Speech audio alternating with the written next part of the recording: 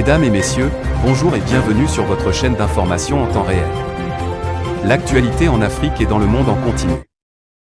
Vous informer est notre mission alors, si vous êtes nouveau, abonnez-vous et activez aussi la cloche de notification pour ne plus rien manquer. Cela étant fait, c'est parti. Eh bien les amis, les images que nous utilisons sont à titre illustratoire. Alors nous vous invitons à être courtois et polis au niveau de vos commentaires sous peine de ne pas les voir supprimés. Merci. Human Rights Watch a relevé des violations des droits de l'homme dans le conflit terroriste au Burkina Faso.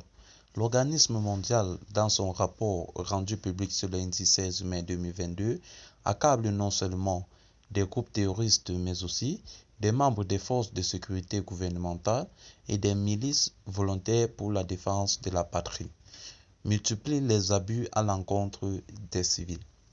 D'une part, Human Rights Watch souligne que les groupes terroristes sont devenus de plus en plus abusifs, commettant des centaines de meurtres, d'exécutions sommaires et de viols de civils, ainsi que les pillages généralisés.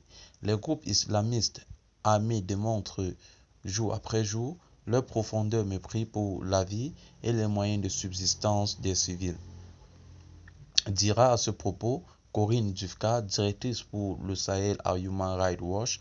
D'autre part, ce sont les forces de défense et de sécurité et les milices engagées dans les opérations antiterroristes qui l'organisme accuse d'avoir tué illégalement des centaines de civils et de combattants islamistes présumés, favorisant ainsi le recrutement au sein des groupes armés depuis le début de la crise en 2016.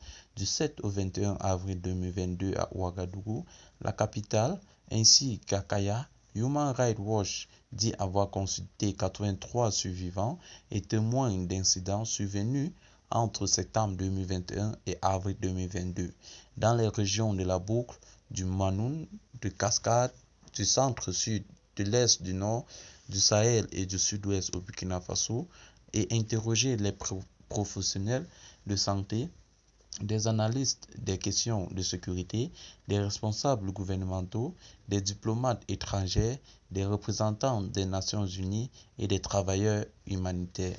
De ces consultants, l'organisme international de défense des droits de l'homme dit avoir appris des villageois que les combattants islamistes lourdement armés avaient tué des civils lors d'attaques et avaient posé des engins explosifs improvisés mortels.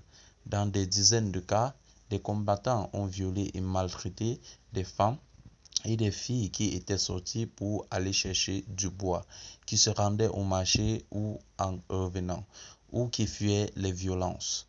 Les combattants ont également incendié des villages, réquisitionné des ambulances épilées, des centres de santé, détruit des infrastructures essentielles et se sont livrés à des pillages à grande échelle. Et Human Rights Watch de révéler que plusieurs villageois ont déclaré avoir vu de nombreux enfants soldats, dont certains n'avaient pas plus de 12 ans, dans les rangs des islamistes armés.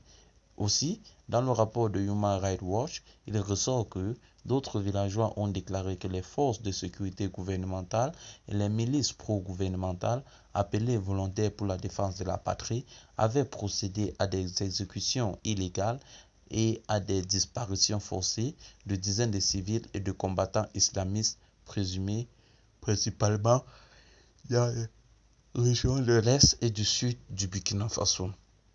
Et à Human Rights Watch de rappeler que toutes les parties au conflit armé sont tenues de respecter le droit international humanitaire, notamment l'article 3 commun aux conventions de Genève en 1949 et le droit coutumier de la guerre. Cette disposition requiert un traitement humain des combattants capturés et exige que les exécutions sommaires, des viols et les disparitions forcées fassent l'objet de poursuites en tant que crimes de guerre.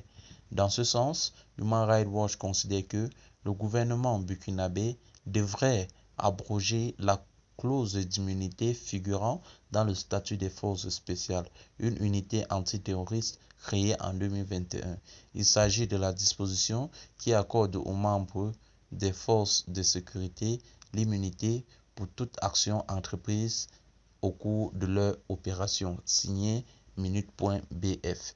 Eh bien, les amis, si vous avez aimé cette note d'information, n'oubliez pas de vous abonner et surtout d'activer la cloche de notification qui vous permettra de lire nos prochaines vidéos.